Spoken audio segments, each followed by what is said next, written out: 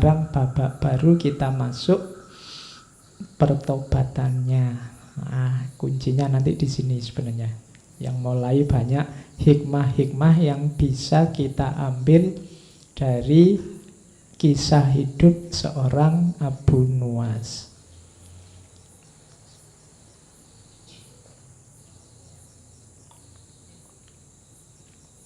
Ada versi-versi tentang mengapa kok Abu Nuwas tiba-tiba tobat.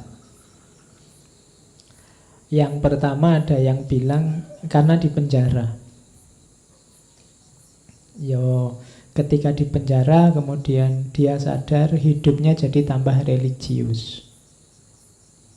Ada juga yang versi kebalikannya, versi kedua malah sebenarnya dia tidak pernah tobat. Ada yang bilang bahwa dia cuma acting aja biar keluar dari penjara. Jadi aslinya ya tetap kayak Abu Nuwas yang lama. Ada yang bilang begitu. Tapi dari syair-syairnya belakangan kelihatannya ya dia benar-benar tobat. Ada versi lain, versi kedua. Jadi ada cerita satu ketika ini malam ganjil Ramadan. Ya mungkin malam Lailatul Qadar. Nah, Abu Nuwas masih tetap dengan aktivitas biasanya, mabuk. Jadi waktunya orang terawih, waktunya orang tadarusan, dia mabuk. Tiba-tiba didatangi orang ke depannya, langsung nuding wajahnya. Orang ini bilang, "Wahai Abu Hani, jika engkau tak mampu menjadi garam yang melezatkan hidangan, janganlah engkau menjadi lalat yang menjijikkan, yang merusak hidangan itu." Jadi kalau kamu mau rusak, rusaklah sendiri, tapi jangan merusak yang lain. Waktunya orang tadarus, waktunya orang terawih, kamu merusak situasi. Nah, itu peringatan keras bagi Abu Nuwas yang membuat dia tiba-tiba sadar. Entah siapa orang ini, tapi ini membuat dia tersadar bahwa selama ini mungkin dia kecewa dengan masyarakat, mungkin dia mengkritik masyarakat, tapi dengan semua yang dilakukan sebenarnya dia sedang nambah masalah baru di tengah masyarakat. Jadi orang hidup itu kan kalau bisa ya memang masalah di tengah masyarakat pasti ada. Cuma kalau bisa kita jadi problem solver. Kita jadi yang menyelesaikan masalah. Bukan part of the problem, bukan bagian dari masalah. Apalagi menjadi pembuat masalah. Apalagi jadi orang yang selalu bikin masalah. Nah, kadang-kadang kita ini ingin menyelesaikan masalah, tapi yang lahir adalah nambah masalah baru, yang masalah lama tidak selesai. Gayanya kita ingin menyelesaikan problem, tapi yang lahir justru problem baru, dan problem lama tidak selesai.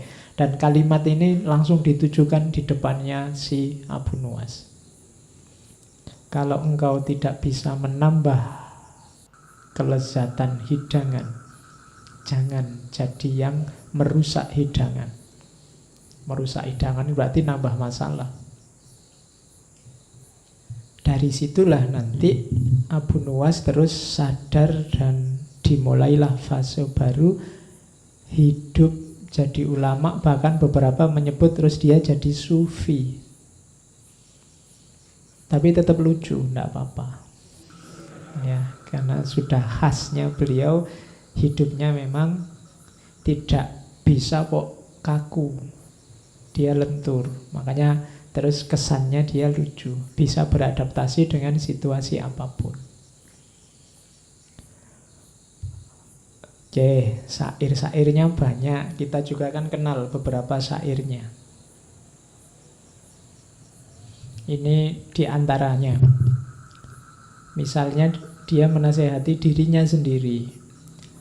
Hai Abu Nuwas, jadilah orang terhormat, baik dan sabar. Ini 3 kalimat ini gabungan yang bagus. Orang terhormat, baik, dan sabar. Terhormat itu kualifikasi sosial, baik itu kualifikasi individual, dan sabar itu hubungan dengan yang lain. Banyak orang yang terhormat dan baik tapi tidak sabaran. Banyak orang yang sabar dan baik tapi tidak terhormat. Banyak orang terhormat tapi tidak baik. Macam-macam kombinasi. Kalau bisa ikut Abu Nawas. Jadilah orang yang terhormat, baik, dan sabar. Nah, ini dia memarahi dirinya sendiri. Waktu telah merusakmu dengan harta dan keinginan hanya demi kesenanganmu. Hai pendosa besar, ampunan Allah itu lebih besar daripada dosamu. Sebesar-besarnya sesuatu masih lebih kecil dibandingkan ampunan Allah yang paling kecil. Ini menasihati diri untuk tobat.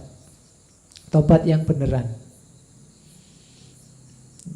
Kayak kita ini sebenarnya sudah waktunya untuk tobat. Cuma kita kan masih ragu-ragu. Mbok tobat yang beneran. Yang beneran loh ya. Beneran itu berarti tidak diulang. Janji tidak diulang lagi, kemudian tidak secara sengaja mengulang, dan seterusnya. Jadi pertama-tama dia memarahi dirinya untuk mau bergerak bertobat, menyesali yang dilakukan sebelumnya dan tidak mengulang di masa depan. Dan ini kelihatan simpel tapi berat. Kalau istighfar sih iya. Cuma istighfar kita kan sering istighfar formalitas. Nah, kalau Abu Nawas ini istighfarnya mantap karena dosanya banyak. Kita kan sering istighfarnya enteng karena kita merasa tidak banyak dosa. Jangan salah, Abu Nawas sebelumnya juga merasa tidak banyak dosa. Dia merasa kalau dia mabuk, kalau dia hura-hura, ya memang sudah seharusnya begitu. Hidup sekali mau apa? Kan tadi logikanya begitu. Mabuk tidak apa-apa daripada sholat masuk neraka. Logikanya tadi kan begitu. Jadi orang itu ketika ada di wilayah, ketika dia salah, biasanya dia tidak merasa salah. Maka butuh momen-momen kesadaran bahwa aku ini banyak salah. Kalau ingin istighfarmu mantap, kamu harus sadar bahwa kamu banyak kelirunya, banyak salahnya. Cuma kesadaran bahwa aku salah ini sering tertutup oleh kesadaranmu bahwa kamu itu tidak terlalu banyak salah. Setiap orang lebih dominan merasa bahwa aku ini sudah benar begini ini.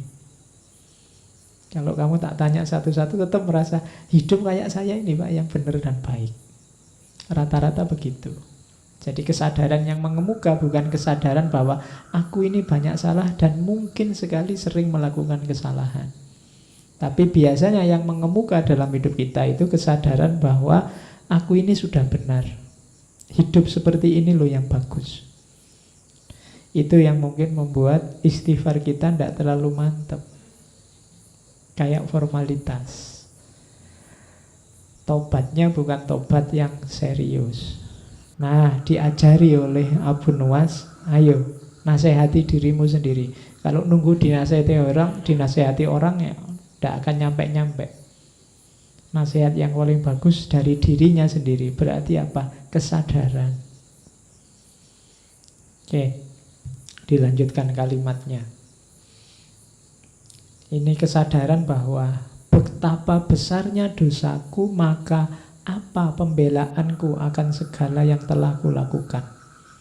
Kalau besok Allah tanya, kenapa sih kok kamu mabuk? Kok tak larang mabuk aja begitu susahnya? Nilaiku di depanmu itu seperti apa sih? Kalau besok Allah tanya begitu gimana? Apa yang akan kukatakan kepada Tuhanku? Apa yang akan meringankan salahku? Saat aku keluar dari jalan kebenaran, atau memunggungi kebaikan. Duhai beratnya tobatku dan bodohnya apa yang terlewat dari hidupku. Nah, ini keluhan dari seorang Abu Nuwas. Dia takut nanti kalau ditanya oleh Allah, mengapa sih engkau kok lebih memilih mabuk daripada aku? Kenapa engkau lebih memilih kesenangan duniamu daripada aku? Kamu mau jawab apa? Dijawab seperti apapun, aku sudah salah. Karena yang kupilih ternyata bukan jawaban yang benar, bukan pilihan yang benar. Nah, itu kesadaran seorang Abu Nuwas. Dari situ nanti terus muncul ini yang kalian hafal, yang sangat terkenal. Kalau ini sebenarnya nggak perlu saya baca, kalian pasti sudah sangat akrab.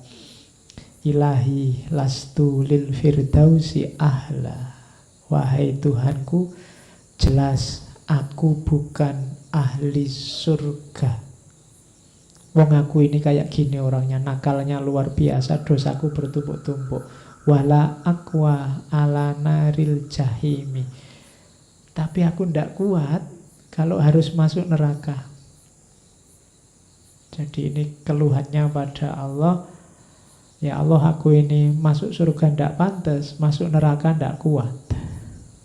Itu malaikatnya bingung mesti. Biar pantas masuk surga gimana? Fahab li taubatan wahfir dzunubi. Maka ya Allah, anugerahi aku taubat dan ampuni dosaku. Jadi ini ada pelajaran dari kalimat ini bahwa taubat itu hakikatnya adalah anugerah dari Allah. Maka berdoalah untuk dianugerahi taubat.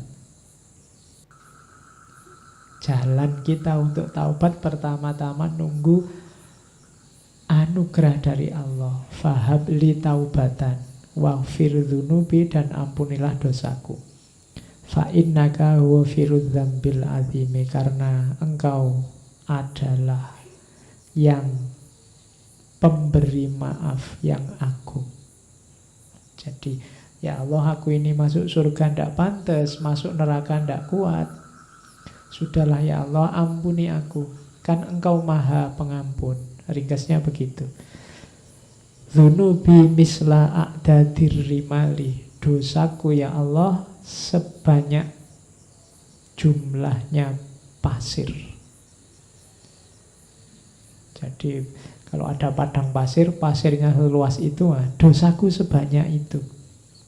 Maka satu-satunya jalan keluar hanya fahabli taubatan ya dzal jalali. Satu-satunya aku selamat nanti, bisa ke surga dan terhindar dari neraka, hanya kalau engkau menganugerahi aku pertaubatan. Wa umri nakisun fi kulli yaumin. Padahal umurku detik demi detik berkurang, setiap hari berkurang. Nakisun fi kulli yaumin wa dzambi zaidun kaifah timali. Sementara dosaku terus tambah, tambah umur tambah dosa. Kaifah timali, bagaimana aku menanggungnya ya Allah? Nah, itu munajatnya seorang Abu Nuwas. Ilahi abdukal asi ataka. Wahai Tuhan, hambamu yang penuh dosa ini datang padamu. Mukirron bidzunubi wa qad da'aka. Menyatakan, mendeklarasikan dosa-dosanya. Wa qad da'aka, dan berdoa padamu, memohon padamu. Fa in taghfir, kalau engkau ampuni aku, fa anta lidzaka ahlun, memang engkau ahlinya, tempatnya minta ampun. Fa in tatrud, tapi kalau engkau tolak aku ya Allah, faman narju siwaka, lantas pada siapa lagi aku berharap kalau engkau saja tidak mengampuniku. Ini namanya munajat. Jadi mengeluh pada Allah, menyatakan kelemahan, menunjukkan dosa-dosa, kemudian pasrah pada Allah, minta diberi yang terbaik. Itu makanya kalimat ini banyak dipakai. Ilahilas tulil firdausi ahla wala aqwa ala naril jahimi. Ini munajatnya Abu Nuwas.